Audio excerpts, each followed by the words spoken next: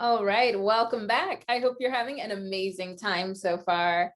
Our next speaker is Chi-Hoon Lee. He is an engineering manager at Facebook. Please join me in welcoming him to our virtual stage.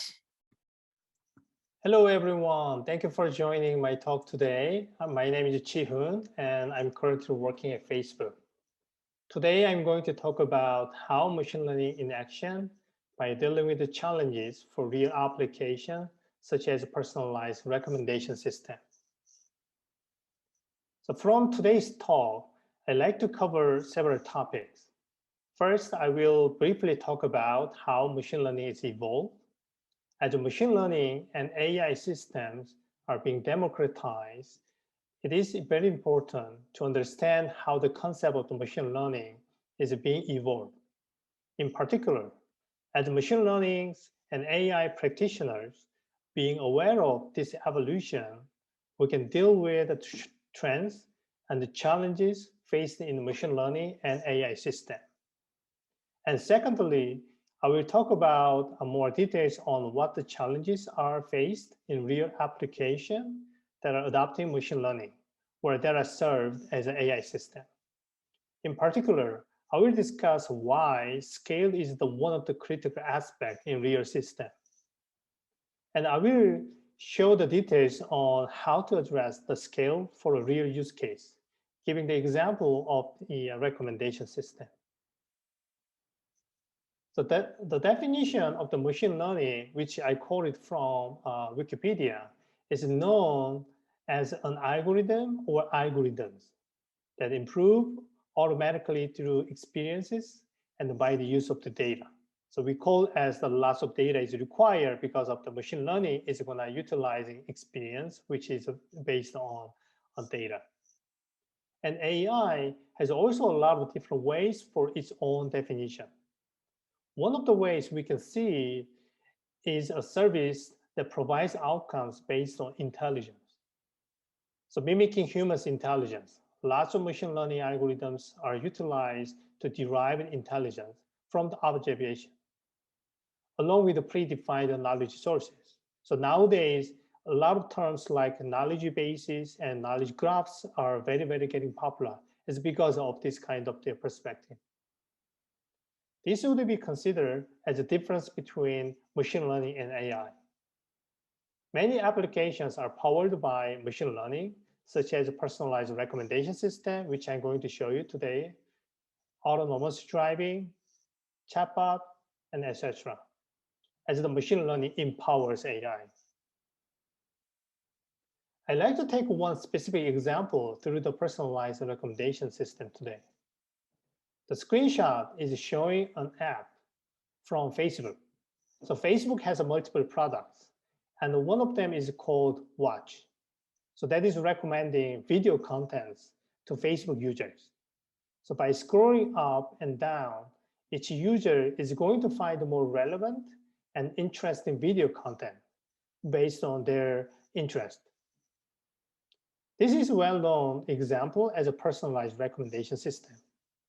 Given the scale of the Facebook users and the volume of the available content, one of the critical aspects in finding relevant video is a scale, meaning that how to find relevant video or content fast and accurately.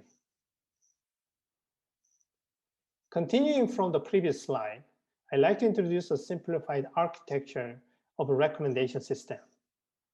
Just FYI, in practice, the system is more complex than this, but I would like to introduce as just in a very high level. So when a user access to a service or an app, it's expressed as a request. So these requests are sent to the service backend. Through the pre-processing, a simple analysis of the request, and additional data is attached. In the main module called ranking, as you can see from this blue box, so full-scale processing is done. So usually the ranking module consists of several stages, so which is called as multi-stages. So that is, there are several sub-modules. As you can see, I gave the example as 4 different boxes. And we can assume as having a single ML model, machine learning model in each submodule. So what I mean is that there might be a single one ML machine learning model for each smaller box. After the ranking module, there is typically called another processing, which is called as post-processing module, which apply for logics such as business rules. So once the post-processing is done, only the top K items will be shown to the user. So as you can see from this purple colored the diagram, only top K items will be delivered to the user. Here, the elapsed time between time requested by user and the time result is presented is called latency. So although the standards might differ according to the policies of the service provider, usually you can think of the latency as 300 milliseconds to 600 milliseconds.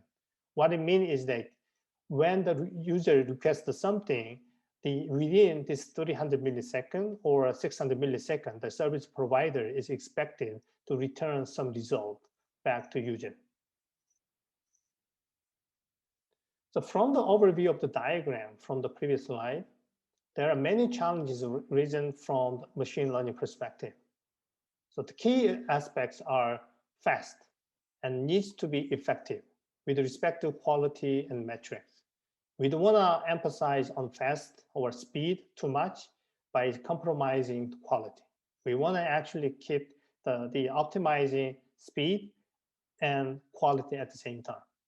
So to address those, data, especially how to label, how to deal with imbalance, how to deal with the distribution of the changing or distribution to represent the right the user's kind of the pattern, etc., are needed to be seriously considered. So this could be one of the big challenges. And also, fast and consistent feature engineering or extractions are also required. Consistency between offline experiment and online serving also really very important part. So this can be considered as another challenge. In order to improve model quality, typically practitioners oftentimes put lots of effort in developing high complexity model. In this case, learning paradigm would be also challenging to ensure the model quality. So what I mean is that, for instance, online learning or how we can do the incremental learning. And also by using some sort of concept from active learning, which is to tell how to use data smart and efficiently. So the exploration on finding right architectures are also one of the important challenging area, as there is no algorithmic way to search for an optimal architecture. Although there's a lot of works about AutoML in a research community, but still it's one of the big challenges in order to find optimal architecture, given the problem or given the use case. Especially once the ML model, machine learning model is deployed, it's also critical to maintain the stability of the model. This is also a very important part during the training itself. Typically, training takes several days or weeks as a lot of data used. So stability during this training is also one of the very important parts. Otherwise, few weeks of the work might be vaporized in a blink of the eyes. Also, once the machine learning model is deployed, it's also important to maintain the stability of the model. The other critical part is to avoid and minimize the bias of the model system. When models are to be improved, how to avoid the bias and to mitigate such a feedback loops is critical. What I mean is that the users are making responses based on what they are seeing for the typical personalized recommendation system. So what I mean is that if a system is showing something, the users are making their own decision based on what they are seeing. So if system cannot provide something that actually users are looking for, then user cannot provide their responses, whether that is good or not, because they couldn't even see it. So that's why the system bias or how to avoid this bias is one of the very critical challenge. So from the next slide, I will talk about how to design, develop fast yet effective machine learning system. Given a user request comes in, let's assume the case there are n number of items as candidate. So given total latency of the system needs to deal with, this is non-trivial. And as a machine learning practitioner, this is a very critical aspect. So assuming that 20 milliseconds is going to take into account in executing an inference or making prediction for a pair of the user and item. So 20 milliseconds might be a very, very small time, but let's look at why the 20 milliseconds is still challenging. As you can see from this slide, in order to score all n number of items, if we assume n is going to be 1 million instant item, then it's going to take 5.5 hours, which is not feasible in serving production system. You can think about as a user will receive a final result after 5.5 hours. I'd like to also share another example. Lots of research and technical communities have been doing to develop accurate model by increasing the model complexity. As you can see from this slide, in order to process one image, based on this, the graph shown here, even if we are going to use a GPU, 100 milliseconds would be latency to be assumed for the time that the many well-known deep learning models are required for processing an image, as we can consider as a latency. So 100 milliseconds to process one image. If we compare with the previous example, in reality, there are difficulties in applying those models to the real system, as the latency to deal with 1 million items would be 5 times longer than 20 milliseconds. This clearly brings very important aspects to machine learning practitioners when it comes to real system. Now, if we are going to assume that 10 microsecond, now we are reducing, coming from millisecond to microsecond. Now we are going to assume the 10 microsecond to process a pair of instances. The 1 millionth of the item would now take 10 seconds, which is still reduced a lot from the previous example, but which still tell us that it's still slow.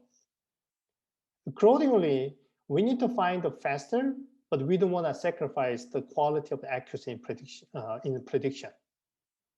One way we can do is that we can build a deep neural network architecture, and even oftentimes it is known that deep neural net architecture has complicated network architecture. You might be wondering how we can do it. Let me show you in more detail from this slide. So as you can see from this slide, you can see two big towers on the left side and the right side. So left side is going to be representing the query, which means about the user side, we can consider. And the right side tower is more corresponding to item, either video or some kind of product and so on and so forth. When we are training this architecture, which we call as two deep tower network, we can relatively build or train a model fast. Training is fast, and also inference can be fast. So for training, as this slide shows, there is no interaction between input, no interaction between user and item input, but only two independent deep towers exist until it reaches two operators that is aimed to capture relations of similarity or relevance between two objects. As you can see from this two tower, there is no interaction in the middle of this tower. It's just the two tower is going to be as deep as possible. But at the end of the embedding part, that's the only final layer that will have interaction between these two using this operator. And this operator is going to be also the influencing to maximizing similarity and interaction between users and items. So one of the nice things from this architecture or this methodology is that training will produce two very important byproducts. Number one is embedding, And second one is a model that produce actual score to capture the similarity or relevance of the two items. So this slide is showing that how the inference would be achieved fast enough to deal with millions of items.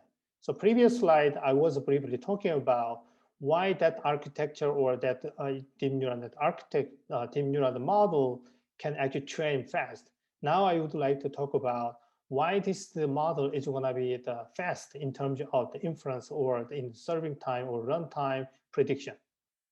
So after training a two-tower-based model, during the inference, all we need is described with the green boxes, upper and the bottom left green box.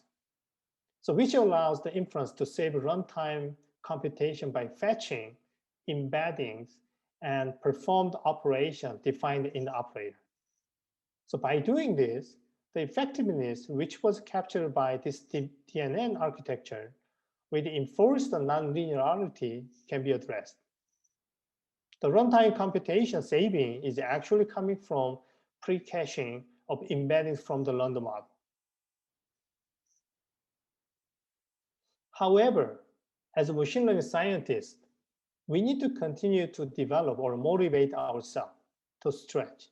Because previous slide, or using this the diagram, we built a model which might be fast enough to train, which might be fast enough to serving for runtime. But for instance, for items of very large volume like n, we should also ask ourselves the question like whether we need to score all of this n item. From this perspective, we need to continue research and develop how the machine learning can actually help or how the machine learning can solve it. So basically, we want to focus on subset. Instead of scanning all of the n number of items, this could be one of the approach to be stretched.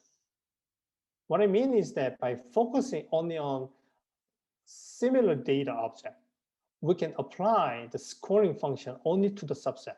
So as you can see, the green circle is going to be user, and then blue boxes and black, the dotted point is going to be you can consider as the item. So then we don't have to look into the other item which are showing from the different the places. We only apply this scoring function only to this subset. It can additionally bring the many positive effect on computational saving. As a computation of scoring would be only happening to those subsets without bothering to look into other data points. So here, in order to find such a subset, various methodology can be researched and applied. One of the examples is that first thing we can think of is that to utilize previous two deep tower as much as possible. For instance, if we think about principles of the training of the two deep tower network, the embeddings learned from this two tower model training are optimized by maximizing the similarity by taking the operation such as similarity metric. So accordingly, embeddings are considered as a coordinate that are projected onto geometric space. This provides a very simple and robust principle of the finding similar and relevant object from the space, because everything is projected into same one single space. So once we have this embedding that are interpreted as coordinate on the space, using technology such as a locality sensitive hashing or other high dimensional indexing scheme can be further utilized. So locality sensitive hashing is an algorithm that generates hashing codes for each data instance. So by considering relationship between each data instance and a set of hyperplane, which I'm showing from this slide, and so the number of hyperplanes are typically much smaller than that of data instances. So therefore, processing hashing codes are also very fast. So using this approach, only a subset called n instead of n need to be processed. So accordingly, this m is much, much smaller than n. So without affecting accuracy, we can find the top k item much faster. On the system side, there are many beneficial aspects, especially thanks to the speed apart. The two-tower approach can be extended by increasing higher model complexity, as it earns more time or latency budget. So therefore, machine learning practitioners are encouraged to continuously think the machine learning as a holistic view by making interaction with the system. As shown from the previous slides, machine learning algorithm would not be considered as a single algorithm itself. It is considered as a system, where challenges like latency and scale would be considered for the machine learning development. Otherwise, adaptability in real application would be very, very challenging and limited. As the data is growing, there are more and more interesting problems. By realizing the machine learning's evolution to a system, there would be more opportunities where machine learning can contribute. Also, more challenges would be still ahead. How to build a better quality of the embeddings, how to interpret the semantics of the embedding to explain, how to build the model faster as the model complexity grows along with the sample size. Another interesting topic is that more data are always useful or better. The answer is no, or not necessary. Because the ML AI system needs more of high quality of the data, not just the more data, which can be also addressed via less amount of data over all data available by discovering high quality of the data. So distributed inference during the serving time is also another area that machine learning and AI practitioners need to pay close attention as the model complexity is getting bigger.